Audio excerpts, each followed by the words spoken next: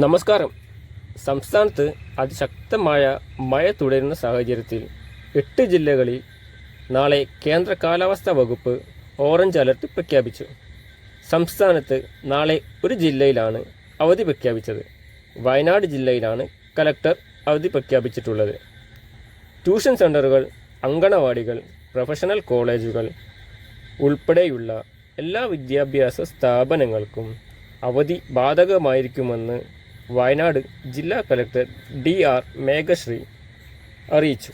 മുൻകൂട്ടി നിശ്ചയിച്ച എല്ലാ പരീക്ഷകൾക്കും അവധി ബാധകമായിരിക്കുകയില്ല. വയനാട് ജില്ലയിൽ അതിശക്തമായ മഴയും മണിക്കൂറിൽ 50 കിലോമീറ്റർ വേഗതയിൽ കാറ്റ് വീശുവാനുമുള്ള സാധ്യത ഉണ്ടെന്നും കാലാവസ്ഥാ നിരീക്ഷണ കേന്ദ്രത്തിൻ്റെ മുന്നറിയിപ്പുണ്ട്. താഴ്ന്ന മേഖലയിൽ താമസിക്കുന്നവർ അതീവ ജാഗ്രത പാലിക്കണമെന്നും കാലാവസ്ഥാ നിരീക്ഷണ കേന്ദ്രം മുന്നറിയിപ്പ് നൽകിയിട്ടുണ്ട്.